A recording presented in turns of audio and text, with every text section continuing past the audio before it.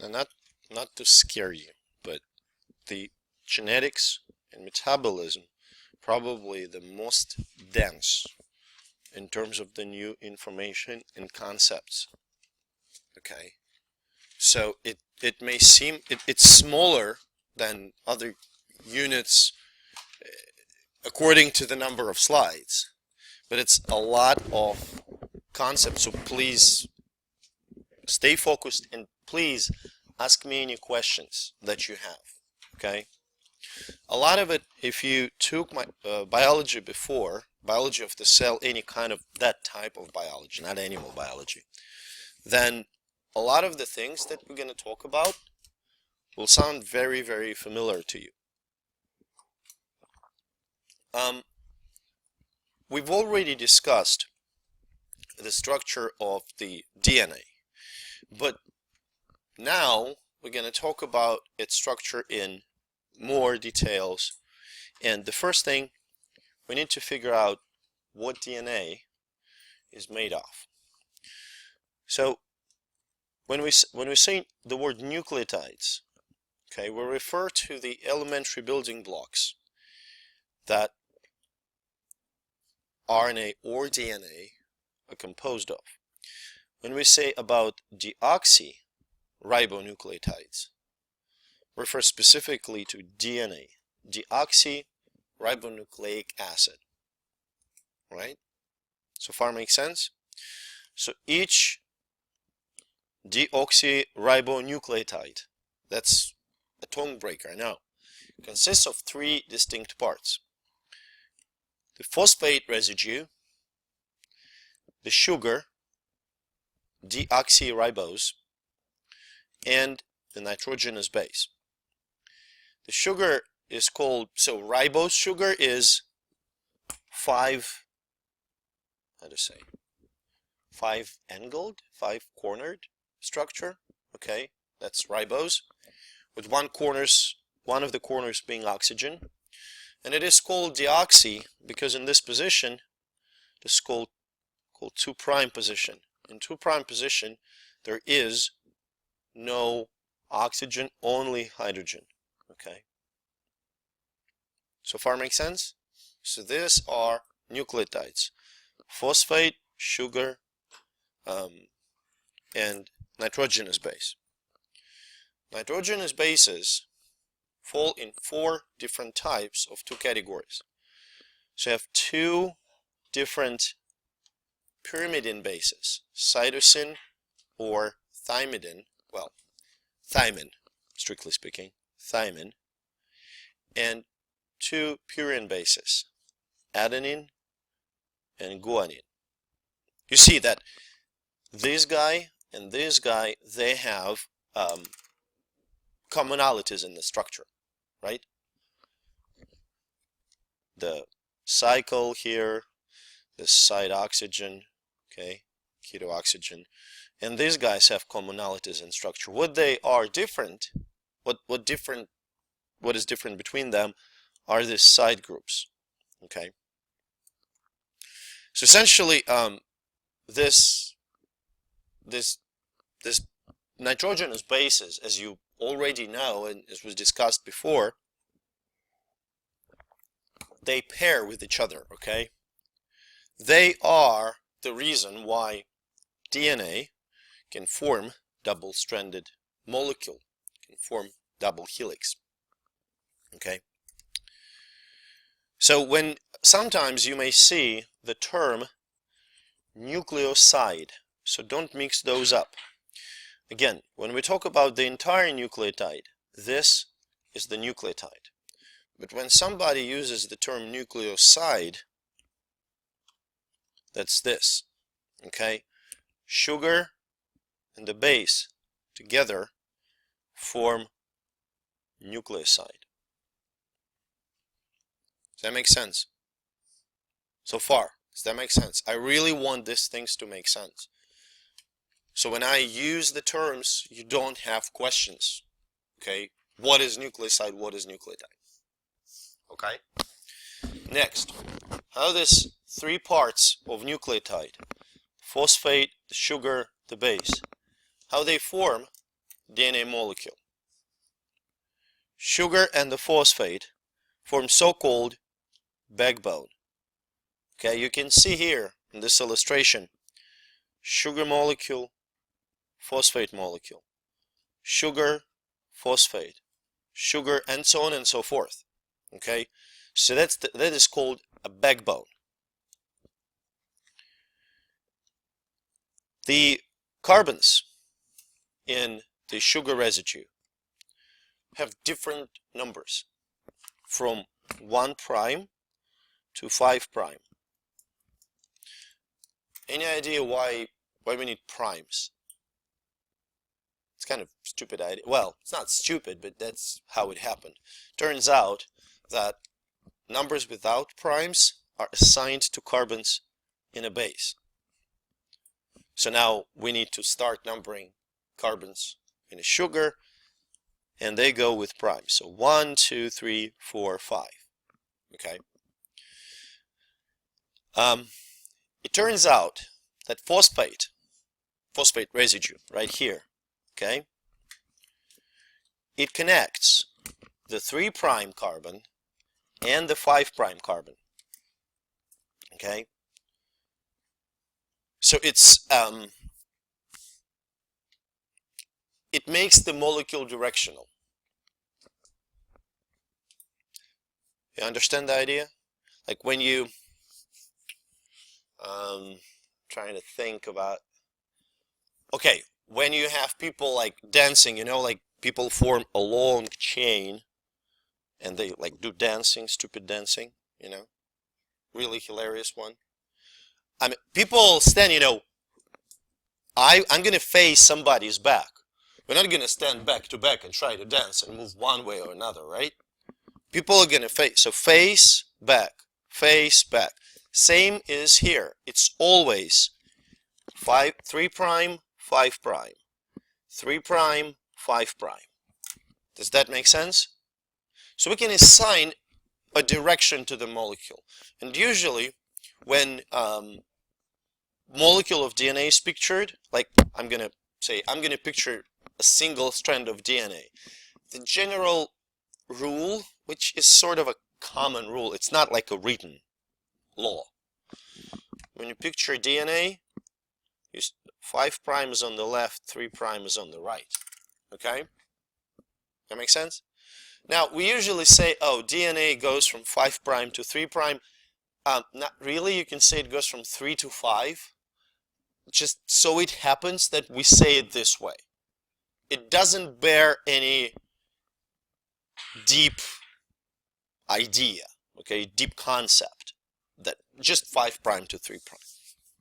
Okay? So, now, we read DNA from 5' to 3'. And when I make this statement, similar to the way we write and read from left to right, okay? So what I want to say here is that we have a direction. We decided that we're going to write from left to right. That makes sense? It was a common decision. In Israel, in Hebrew, they write from right to left. In Arabic, from right to left. They decided the other way, but they also have a direction. You see? So, same goes for DNA. Enzymes that read DNA, they read it, say, from 5' to 3'. And we can do too. We can look at the sequence, read it, and we can transcribe it. Because we know the laws of the complementarity, okay? We can transcribe it, we can translate it using computers or just by hand. That makes sense? That's a really important concept of DNA molecule being directional. Now here's the structure, and actually if you look at this, if you think this is a mind-blowing picture, try to think how to make the double helix out of it. And you can find the entire double helix with all the phosphates and hydrogens and whatnot. It's really quite a complex structure. So it's right-handed double helix. Okay, so it weaves this way, right? And these two strands, the way they interact in double helix, they form two grooves. So this is the big one, that's the major groove. This is the minor groove. Importance of those specific features is that proteins, when they bind to DNA, they bind into the groove. And actually, we know a lot of numerical parameters of DNA, which honestly I don't remember by heart. Okay, so we know how many residues in one full, full twist of the helix. I think it's 12. Maybe wrong. It doesn't matter. Okay. Oh, 10 nucleotides per turn. Okay. We know the sizes of the grooves. We know the distance between nucleotides and so on and so forth. It's all very fascinating. I never was a big fan of numbers. I mean, if you study structure of DNA, then yes, you're going to use that. Otherwise, I don't see the point. Now you see this blue blue building blocks. They represent the phosphate and the sugar together. Okay, sugar phosphate backbone of the DNA molecule. And this differently colored shapes represent the nitrogenous bases. You can see that nitrogenous bases pair in a very strict fashion. First of all, sorry, pyrimidine here or here always pairs with a purine. Okay, and A pairs with T, while G pairs with C, and vice versa. Does that make sense? You also can see that the pairs slightly different. Pair between, so actually what holds them together? We talked about it. These dots, the dashed lines here, what do they represent? Hydrogen bonds. Very good. So the difference between AT and GC is in what? And number of bonds. Very good. So AT has 2, GC has 3. What will be the outcome of it? AT pair will be weaker than GC. Does that make sense? For instance, and it's, you may think, oh, that's a nice factoid. It's not just a factoid. You look at the structure of the sequence of the DNA of a particular fragment of DNA, and you notice a lot of AT residues, okay, A and T, and you say, oh, this fragment will be probably somehow separated during cellular events. It's not just, you know, a random chance that you're going to have a lot of ATs in one place or a lot of GCs in one place. When you have a GC rich fragment, it's going to be very stable, hard to split. Okay, when you have AT rich fragment, it's going to be easy to split, and it's going to serve some kind of a purpose. Does that make sense to you? Okay, obviously, the amount of A is equal to the amount of T's, and same goes for G and C. Does that make sense? It doesn't mean that A, T, G, and C residues all have 25%. You understand that? It does not mean that all of them, each one of them represents a quarter of total number of residues. Does that make sense? For instance, you may have an organism that survives in very high temperature, okay, in environments like hot springs at the Yellowstone State Park, National Park. Okay, so what would you expect in terms of the number of GNC residues in this organism's genome? It's going to be higher, yes. It doesn't mean that it's going to be like 70%. No. We usually talk about maybe 60%. You get 55-60% total of GNC. So G is going to be 30, say C is going to be 30. Together they're going to make 60%. Does that make sense? And AT is going to be lower because when you are a microbe that has to survive at the temperature of boiling water, at this temperature your DNA can easily separate. So in order to prevent this, you really got to have a lot of hydrogen bonds. That makes sense? Now we can't really we can't really see it here in this picture, but yeah, we kind of can see it. Wait a minute. Okay, we kind of can see it on this one. This residues, the nitrogen bases, they stack on each other like steps of the ladder. Why it's so important? Some chemicals can actually get themselves in between those pairs, like here or here. Does that make sense?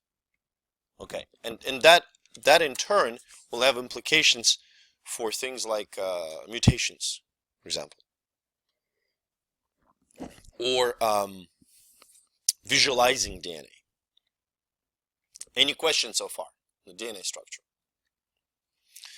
Now, as we just discussed, you can separate the bonds. You can separate the DNA strands by heating it up. Usually it's just by the heat. Okay. So strands are going to be separated, and now the residues, okay, the nitrogenous bases of nucleotides are exposed. They are exposed and can be read by enzymes like DNA polymerase. So what can happen is DNA polymerase can recognize, say, this strand, this one, okay, and can start making a copy of it. So if here's the T, what will enzyme introduce against it, you know, kind of across it? A. So it's A, T, C, G, G. Does that make sense? And that's how it reads it, right? We already encountered that concept, polymerase chain reaction, that copies the unique fragment of DNA based on the complementarity principle, right? Bless you. Now, can the molecule like this, if they're separated, can they renature? The answer is absolutely yes. You can take the DNA, molecule, and heat it up. It's going to separate. You cool it down, it goes back. Now it's actually a really interesting thing to observe.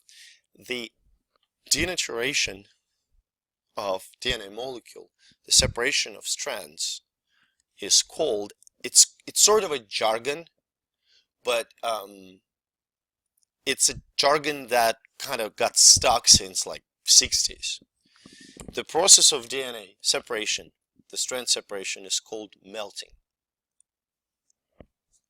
Okay, it has nothing to do with the changed physical state, because when they quote-unquote melt, when they separate, they are in the water solution, water-based solution, so they don't change the physical state.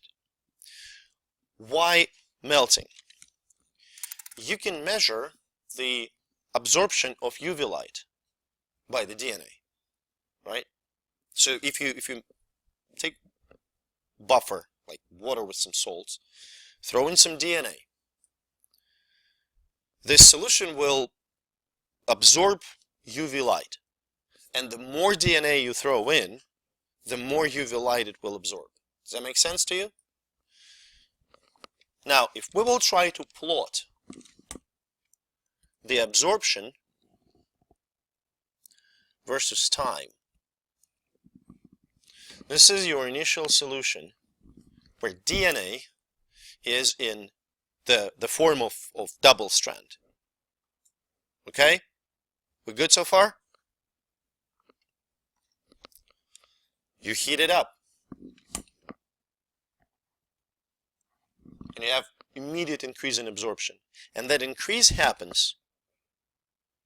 This is the time when the DNA separates. Okay? So it stays separated, then you cool it down, and it goes down, the absorption. Does that make sense? Now, if you know the temperature at which this happened, this is called a melting temperature, or in other words, annealing. Annealing of two strands is when they go back together. That's the same, right? They melt and anneal, separate and rejoin at the same temperature. This is an important parameter because you can compare two DNA fragments based on their annealing temperature.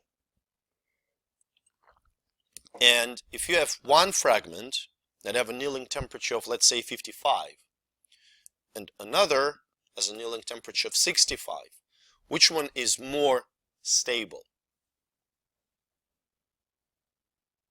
The one with, I mean, if one has the temperature at which strands separate, measured at 55 degrees Celsius, another one has a temperature at which strands separate, measured as 65.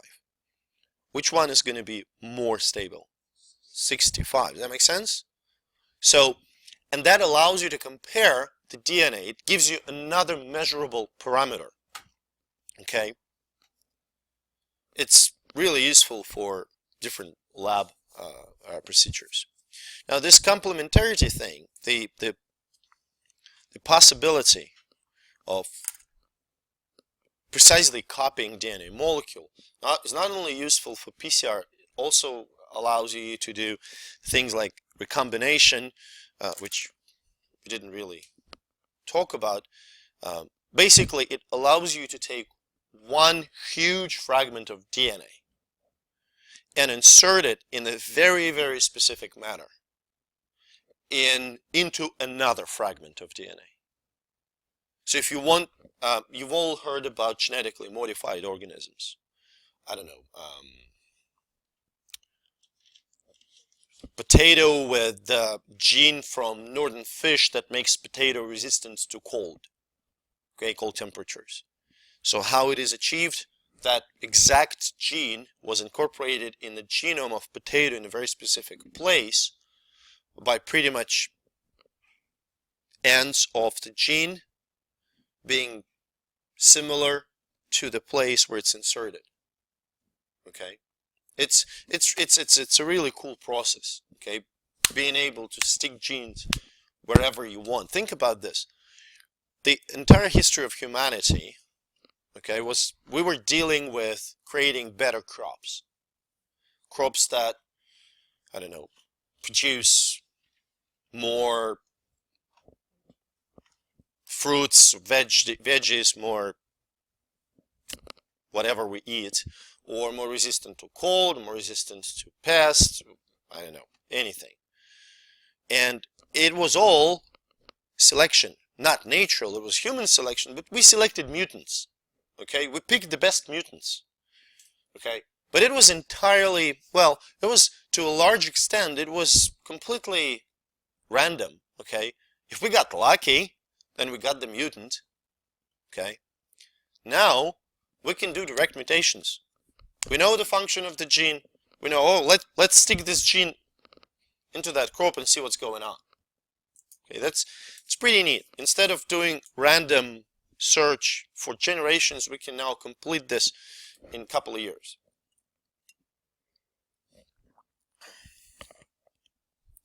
Now that was DNA. Okay, RNA is slightly different, just a little though. The difference lies in one nitrogenous base being different and the structure of the sugar residue. Right? You can see that is your deoxyribose, and that is ribose. The difference is this little tiny hydroxyl group.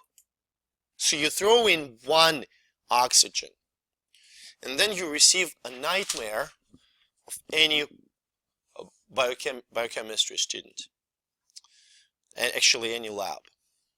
DNA is very stable. Really stable, like extremely stable.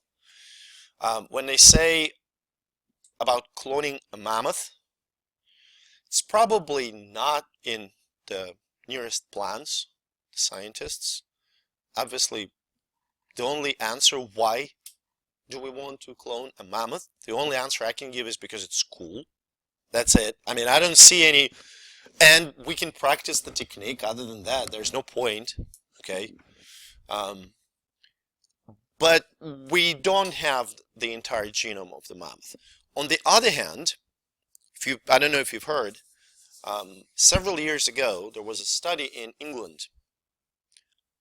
Researchers were digging the burial places, you know, the cemeteries, with corpses from the plague, which happened in Britain like 600, 700 years ago. And they were able to pick out DNA of the microbe from probably the most unexpected place in the skeleton. Obviously, flesh was gone in those bodies, but everything else remained. Where would you think they picked up DNA from? Not the bones. Not the bones, no. Hair were gone. Huh? Feces is a good answer. I think they dug, but dead people, they don't have a lot of feces. They don't produce them, okay? And whatever, yes, teeth. Whatever was in so feces were pretty much gone with the flesh. Teeth, not just teeth.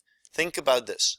Teeth protect the pulp, which contains blood vessels and nerves, pretty well from the outside world. So although pulp was pretty much gone, the flesh was gone. But DNA of the microbe that was circulating through the blood, that DNA got stuck in teeth, and they were able to completely recreate the entire genome. So we can now make a plague that killed 1/3 of the European population back then. We still have plague, so I mean, we don't need it. There's plague in the United States, but it's just cool, okay? It shows you how stable DNA is. In fact, you can recover DNA from samples of small, like a dried piece of skin with a pox pustule from smallpox infected people.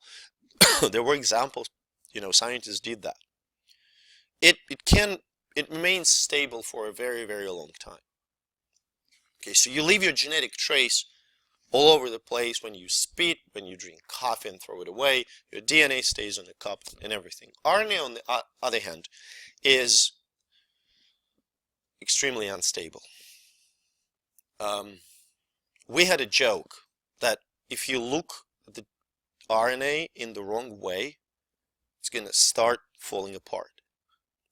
When you work with RNA in the lab, you keep samples on ice. You keep it in the freezer. I mean, you got RNA, you did all the procedures, you stick it in -80 freezer. At this temperature, it will stay intact for several years. Okay, other than that, every time you thaw it, it starts to fall apart. All of it happens because of this hydroxyl group. That's it. Okay? So RNA is really unstable. And if you think, let's talk about function. What is the function of RNA in the cell?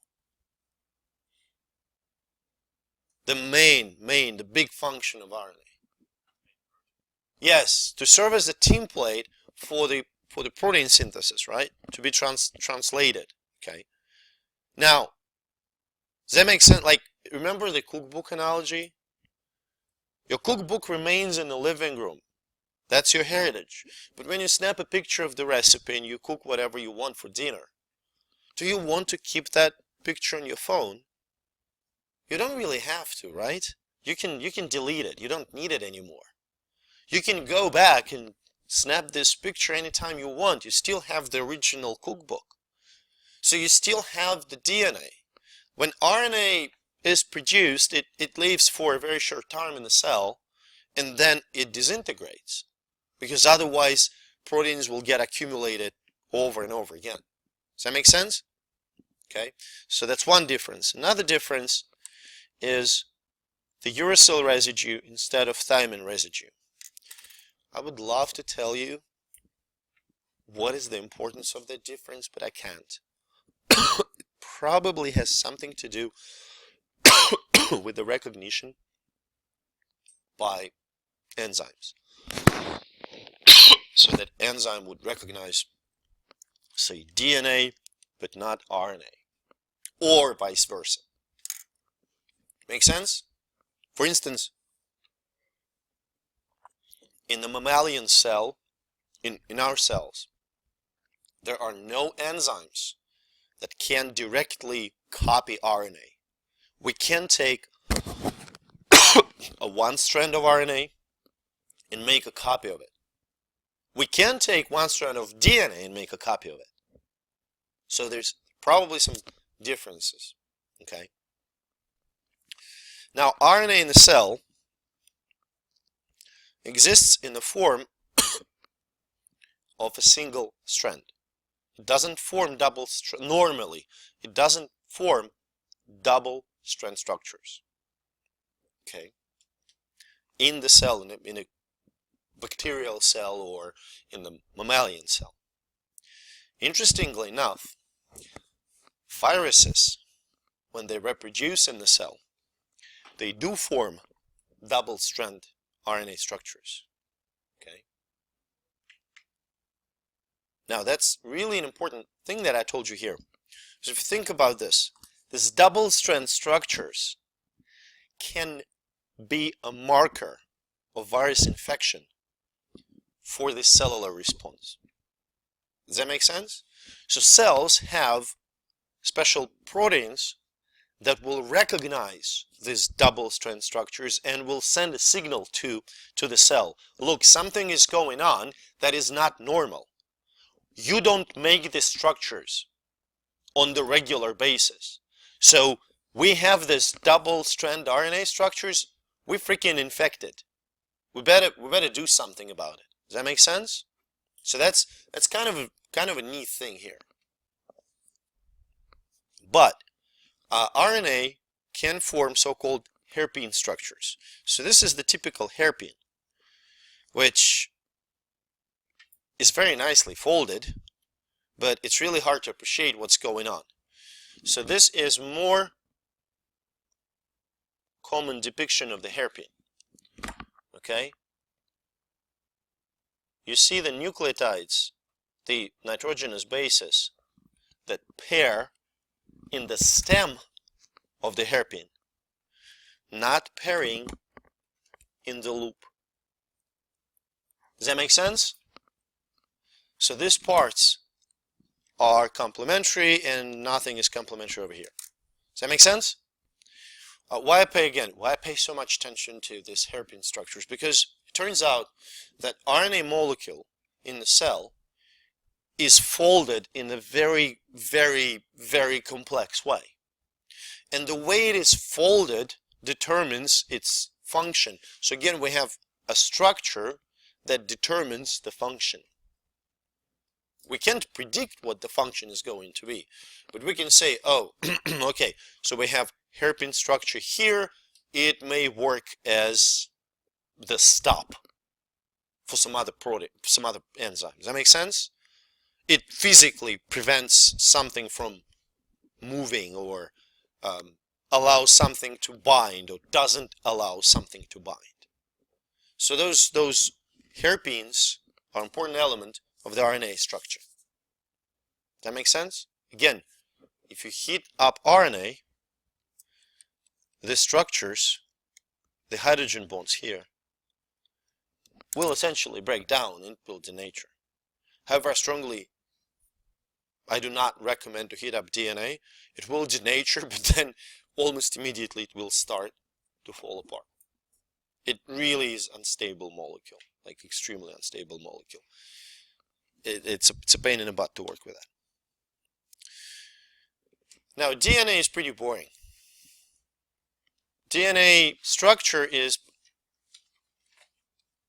fundamental. Okay, the double strand that we look at here, this double strand, is fundamental for all cells. And I want to highlight it here, cells. Viruses are different. Okay, we will talk about viruses now, but cells, they all have double strand DNA. And that's it. Where are two places in eukaryotic cell, or maybe three, where you're going to find DNA? Nucleus and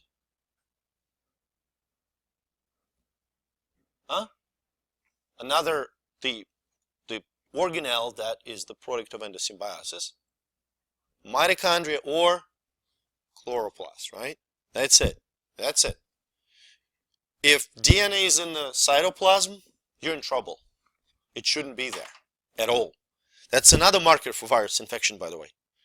If there is DNA in the cytoplasm, the cell is screwed.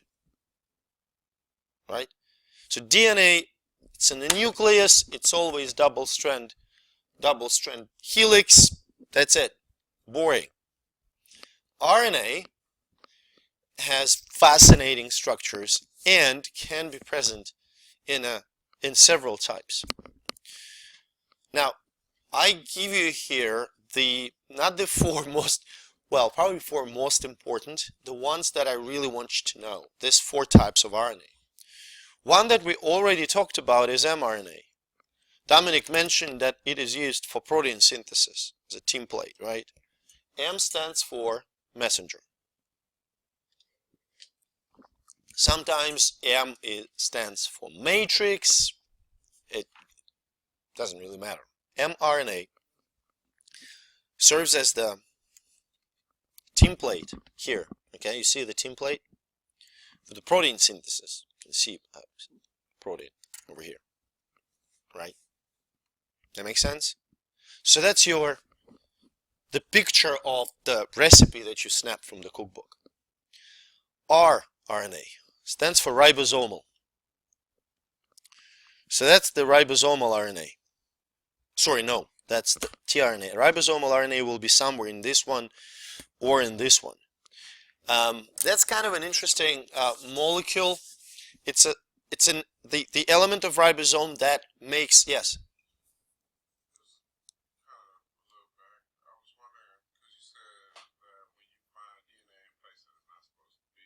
Yes. Yes. Say again? Oh, blood, the plasma. So if we talk about plasma, if we talk about separating cells from plasma, you're probably going to find some DNA from broken cells. What I talk about is at the cellular level. If you take a standard cell with a nucleus, if DNA is not in the nucleus, if DNA is not in the mitochondria, if it's in the cytoplasm, that it's bad. But if you look at the blood, can some fragments of DNA be in the plasma? Absolutely. Does that make sense? If cell explodes due to some reason, cells always die. Okay?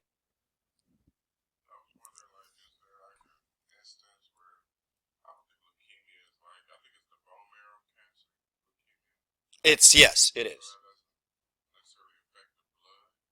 No. When somebody has leukemia, it's abnormal numbers of white blood cells. So you have a lot of white blood cells, a lot, much more than you need.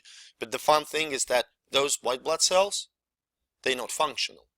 But it is not directly linked to the fact that DNA is going to be in the blood anyways. Fragments of DNA from the cells. It's pretty normal. What I talk about the cell. If you take any generic cell, does that make sense? Skin cell, blood cell, any cell with a nucleus. DNA, when it is in the cytoplasm, it's a bad signal. It's not supposed to be there. Does that make sense? Did I clarify it a little? We can talk when we're done. I'll explain the idea. Now this ribosomal RNA, it not only has a structural activity, a structural function, it has a catalytic activity, so-called ribozymes. Okay? You may have learned before, for a long time, I was taught this way in high school. All enzymes are proteins. Well, not really. Most of them are, but some very specific, very unique enzymes, okay, are actually RNA molecules, like this ribosomes. So in fact, the transfer of the peptide, growing peptide, to the new amino acid is done. That transfer is catalyzed, mediated by the ribosomal RNA. Transport RNA. You can see them here, okay, and kinda here. So that's what I was talking about, the hairpin structure. You see that transport RNA, in sort of a simplified version, consists of 3 hairpin loops and 1 stem structure. Okay, so it is often referred to as the clover leaf. Kind of, sort of, I hope you can see the similarity. If you would look at the actual structure, it has nothing to do with the clover. I don't think you can notice anything, you know. But the idea is that transport RNA has few structures that are very important for protein synthesis. One is the anti-codon recognition site. Okay, so this part of the tRNA recognizes the codon part on the mRNA to specifically incorporate the amino acid. Okay, so you know that GAG codon is glutamic acid. So transport RNA that carries specifically glutamic acid attached to the stem here will recognize this codon, and specifically glutamic acid will be inserted. We're going to go back to the idea of the codon matching, okay, and we're going to talk about it, how the whole idea of recognition and triplet codons and everything. So far, what I want you to understand is that transport RNA has the anti-codon loop and the amino acid attachment site. Okay. Now, miRNA stands for micro. That's the last thing we're going to talk about. It's a short RNA fragment, actually double-strand RNA, very, very short double-strand, maybe 15 to 18 nucleotides. So they're really, really short. That's why they are not detected by the cellular enzymes as the warning signal. They're normal. They can be present in the cell. So what these microRNAs do, they bind to the mRNA and initiate its degradation. Does that make sense? If you have mRNA molecule, what can you make When you translate mRNA, what is the result of translation? What is the product? Protein, yes. When mRNA is gone, you cannot make a protein, right? So these microRNAs, they regulate the amount of mRNA. Make sense? And by regulating this amount, they can regulate the amount of protein. Actually, it's pretty fun because we now can make microRNAs that target specific gene, and potentially we can use them as the drug. I know that there are some experimental drugs that use microRNA as the therapeutic approach. That makes sense? Kind of knock down the gene, the bad gene. Does that make sense? So please know these 4 types of RNA and their function. Okay. That's it for today. Okay.